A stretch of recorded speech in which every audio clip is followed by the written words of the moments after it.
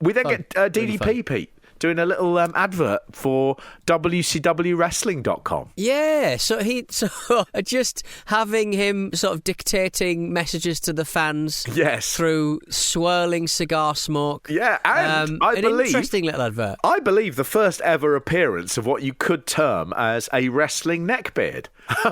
It's the guy he's talking to is, a little bit overweight, and he's got a growth of facial hair that does go over. We've all done it to hide the second chin. He's done that, and I was like, this guy is like the first wrestling neckbeard. Televised wrestling neckbeard. Yeah, I like it. Spending his time on the internet, On AOL Online. The other good thing about it is DDP is sort of in character, and he's barking orders at him and blowing the smoke. And the guy has that thing of he's just nervous. And so he's smiling a lot, and he's going, well done as well, WCW. Just they couldn't get WCW.com, so they have WCWWrestling.com. Yeah, it's good stuff. It's like NUFC.com. The Newcastle United Football Club website is not the official website. It is a better, a more superior fan site, but it is still not NUFC.com. They've got to go for Newcastle-United.co.uk or some box like that. It's good stuff. Do you remember when the Cook Islands gave away a load of URLs? Yeah. You could get like .cock and stuff. Yeah. You don't see .cock, do you? Apart from if you watch that EastEnders porno parody. Torturous joke there. And all dark web sites have the same ending. Do you know what dot ending that is, do you? I don't actually know. Is it just .dark or .tor or something? It's .onion. Right, yeah. I was looking at that and I was thinking, that's also... I mean, if you were involved in, like, the Onion marketing board, you would be saying... You'd have looked into getting, a .onion, and you'd have done that, and you'd suddenly be like, oh, my God, I just bought a gun. WCW Wrestling. See, what a nice man Diamond is. He gives up his time to talk to the fans, and you call him a bum. Yes, he is. Let's go to Mean Gene Okerlund. Jushin Thunder Liger versus Rey Mysterio Jr. Oh, Pete, fantastic! So many Japanese talents kicking off the show. I'm loving it. And Sonny Ono's not here, which is good in this one. It's good. I mean, this for me felt like the sort of match that you would have had on a poster inside Pro Wrestling Illustrated, where they were like, it's the dream matches of all time, and it would be Jushin Liger versus Rey Mysterio, the two most iconic masked wrestlers of the 90s. This was the first time these sort of two pioneers ever met. At the time, Liger is coming, if you like, to the end of his massive period of being the number one and most dominant light heavyweight of all time, and Rey Mysterio is just beginning his climb. What an exciting point for the two of them to meet. And for whatever reason, it's basically as bad a match as these two could ever have had at any point in their career. I think it's down to the crowd in this, and they massively. I hate this crowd, and they spoil good matches. They do, and they do not elevate. They only get excited when a foreigner gets. But with this match, they don't know what they're fucking. No, they don't. But I think they have the suspicion that Liger, despite his name and the fact that you can't actually see what he looks like, they have a sneaking suspicion he might be Japanese, and they don't like that. And they also find themselves in a position where they have to go, am I feeling strong enough in myself to cheer for someone who seems to be of Mexican heritage too? And so for this crowd, it's very difficult. Very difficult indeed for them. And the best thing I've not really sort of given Jushin Thunder Liger the credit that he deserves for creating such an amazing costume, because when Jushin's opponent gets out of a pin, like the mouth shape of his mask is like, ooh, I'm really annoyed. And once I started noticing that, I don't think I can enjoy a Jushin Thunder Liger match as much as I enjoy this one, because it's just like, oh wow, like he looks very annoyed space alien. It's really good. I mean, he's a cross little mecha monster from space. I think it was based on an anime. It was another Tiger Mask thing where they basically had licensed this character. But I think in this case, the Jushin Liger wrestler became more sort of well known, if you like, than the anime which inspired him. I might be wrong about that. I'm sure there'll be lots of frightening men who have love cushions. Spent too much time time in fucking, is it Marmaduke? What's that big shop we went in Japan that sells all the... yes. Mandarake. Yeah. Do you know what, Banya? When you put this one up on YouTube, right, just turn the comments off. I don't want to hear from people who are going to like pick me up on anime and, you know, you call it a love pillow, but it's actually known as a companion cushion. They are the two of them doing, like, you know, they are pulling out all the stops. They are doing hurricanranas, they're doing power bombs to the outside, to the arena floor, suplexes over the top rope and out onto the... But there are only 50 people in the crowd really making any noise.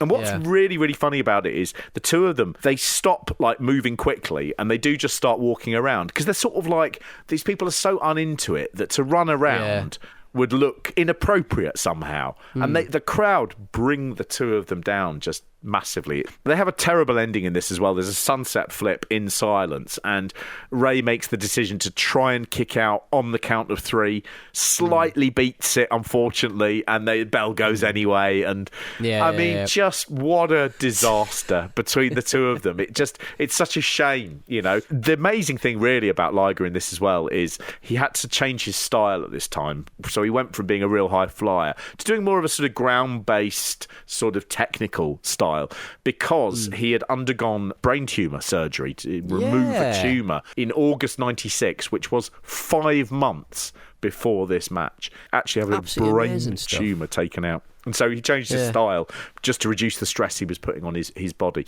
Someone did say it's amazing that Liger was such a great wrestler. He jobbed out a brain tumour. It just didn't even give it any offence. 5 months after it's gone, he's back in pay-per-view matches. So it's just astonishing.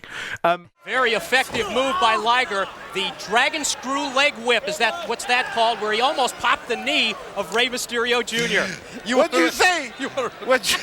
With the what? The dragon screw leg whip. Yeah, man, I got to remember that one for later on tonight. What was that, honey? Well, that was the dragon screw leg whip.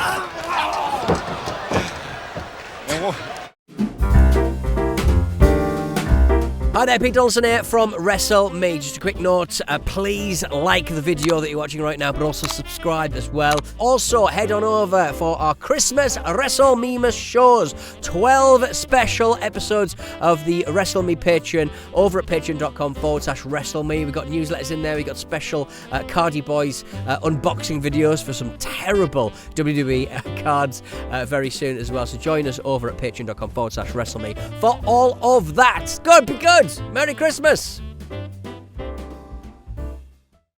It's the finals of the US title tournament. It's Eddie Guerrero versus DDP. It certainly is. The music at the start. Did you clock that at all? I can't work out whether or not they've had to get rid of DDP's music that he was using at the time because there is no commentary over it, and it is the most impossibly generic theme tune of all time.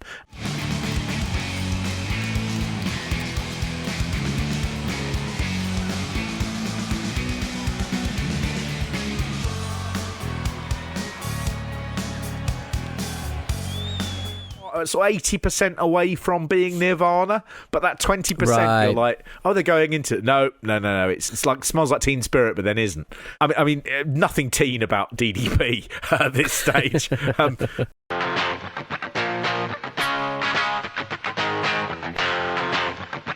Self high five.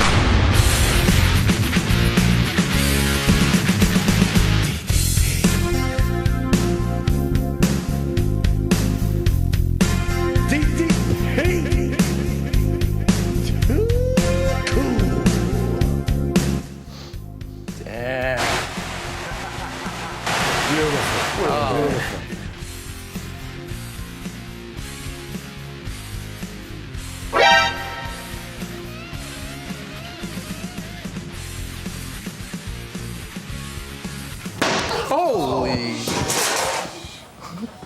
Jesus. Yeah, U.S. title. This should be mine.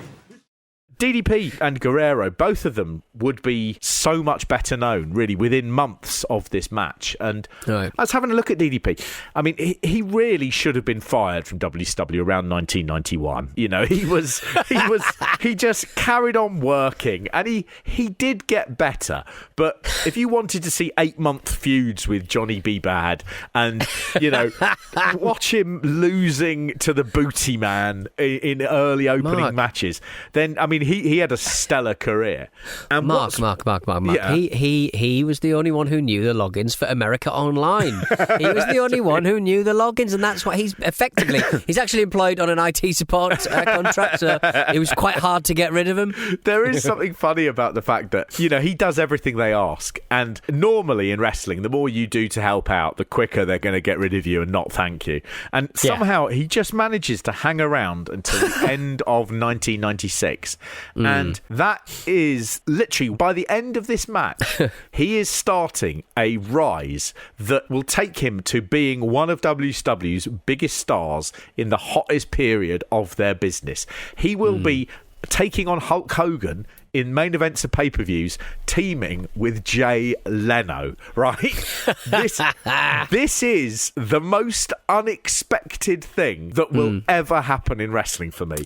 The last time we saw him on a pay-per-view, he lost a loser leaves WCW match to the Booty Man, right? The next time he's on a pay-per-view, he's basically kick-starting one of WCW's great homegrown talent runs. And, I mean, it is inexplicable, but even in this match, the difference between him at the start, when he comes out and starts wrestling, and the difference between him at the end is almost like unmeasurably different. So I was looking at him and I'm like, he's a bit cheesy in the things that he does. So when he gets like hit by a big move, he immediately sits up and his legs are all splayed out like a doll's, you know, like a rag doll, and he'll sort of go, oh, woo, woo, wah, wah, like that. And you sort of go, there's the guy who loses to the Booty Man, there he is. And there's a bit though where Eddie does a sunset flip and Diamond Dallas Page manages to stand upright, and he goes to hit Eddie, who is between his legs, and Eddie just scoots out really quickly, and DDP decides to go, he has to look around and go, whoa, where did the man go? Like that. And when that happens, you just go, this guy, he's not fucking got it. He's not got it. You know, he just, I mean, he doesn't get it. And then you've got Eddie being breathtaking. You know, there's a DDP jumps off the turnbuckle and Eddie does a sort of inverted atomic drop, which is just perfect timing. So far, you know, who cares? You know, this is just mid-carders. And then down come the NWO. And there's been an angle running where the NWO have been helping out Diamond Dallas Page in his matches slightly without him sort of asking them to. So he's a bit surprised they turn up. And there's a bit of a will he, won't he join the NWO storyline going on. Now, that storyline will be done to death in the upcoming years. It will be done not just every week on Nitro. It will be done 3 or 4 times on every episode of Nitro. There'll be a big, is he joining the NWO? So they've been helping him out. Wrestling is very much just a soap opera about whether someone's going to be a friend or not. Are you my friend? It's just are you my friend? Yeah, are you going to join us as friends? It's not even are you my enemy? It's are you my friend? Because if you aren't my friend, then I will be very upset and I will hit you for not being my friend. There is a chance later we may become friends, and that in itself will be a good 6 months worth of storylines. But yeah, it's all do you like me? I like you. Do you like me? I like you, yeah. Yeah, that's all it is. Scott Hall attacks him because basically they have a thing that he's been ungrateful by not accepting their help. And then Guerrero pins him. And this is one of those things where you sort of go, Guerrero's just won the US title and all of the spotlight has been taken off him because it's now become this big NWO storyline. It's about Diamond Dallas Page. But what they do really well here is that Eddie begins attacking the NWO. He didn't want to win the belt in that fashion, and he's furious with them. And he gets that first moment where you go, God, this guy connects with the audience, doesn't he? He does a inverted atomic drop again on 6, which is annoying considering how spectacular it was the first time. To just do it again, you go, oh, it's easy to do to order that move. Well done. And he just begins wiping the floor with them. And all of the NWO sell for him. And then finally, the numbers game, they start beating him down. And it's a really, really good bit of booking where they've basically given him back his heat that was taken away by the sort of cheap ending. And instead, Eddie Guerrero is a bigger star at the end of this match between the pinfall and the moment where they lay him out. That's really, really good booking. With Diamond Dallas Page, he basically the next week will start this sort of anti-NWO feud that will just propel him so far up the card in a way that it's unbelievable. And it was deserved. It was deserved. I didn't see Kevin Nash losing to the Booty Man in the middle of 1996. A little bit at the end, they are going to do the presentation for the US title belt, and Tony Schiavone sort of goes, yep, okay, well, we haven't got... we said there wasn't a US title belt, but there is. And there is. And Six immediotely steals it. You think, you'd run it past the commentary team, wouldn't you? You go, there's an angle with a belt, and there is a belt, don't worry. Yeah. My other favourite bit in this match, Pete, is a little bit where Tony again mentions very, very proudly that the scalpers are out in force, and he does a big thing talking about how many scalpers there are. And Dusty Rhodes, he goes, but scalping ain't legal. And Tony just goes, not my problem, Dream, not my problem. Clearly selling his own tickets, isn't he? Clearly massively. He's who's the Wimbledon footballer who sold like a whole row of FIFA World Cup tickets to a company, and they basically sold them on to another company to allow blonde Dutch women to stand in the front of the World Cup stand and just advertise a mobile phone brand or something. I can't remember who it was now, but he was an ITV guy. He got fired from ITV, I believe, for doing it. I like the fact that there's two companies Robbie involved. I think it might have been Robbie Earl. I like the fact there's two companies there, so they'll never be able to trace it back to me. Yes. And they just go, so who did we give those 5 tickets to originally? Oh, right, Robbie Earl, yeah. Done. Nearly got away with it. We talked about how this was the hottest ticket in town. They were outside tonight, scalping tickets, Dream, lined all the way around to try to get the final general admission seats from the scalpers here tonight. Well, I said it sold out so early. But scalping ain't legal. It's not my problem. Shame on you. Full arm dragon twist. He's been talking about Mark's favourite event of the year. Oh, it's key. It is key. If I was going to have a tattoo of this year, I would definitely have the image of Salt Bae trying to touch the World Cup. I have been so fascinated with that. Do you know what it is? It unlocks a weird thing where you go, do you know what? If someone had said to me, who can touch the World Cup? I'll go, well, anyone can touch the World Cup. Yeah. And then when I see him do it, I go, got a vague memory. You're not allowed to touch the World Cup unless you've won it. I think you can touch the World Cup if you haven't won it, but what's Salt Bae doing on the pitch? I know. It's indicative of exactly that part of the world and that meme-y kind of all money, no substance bullshit that goes on in the hotels of Dubai and Saudi Arabia. This guy is just the coolest guy. He is the coolest.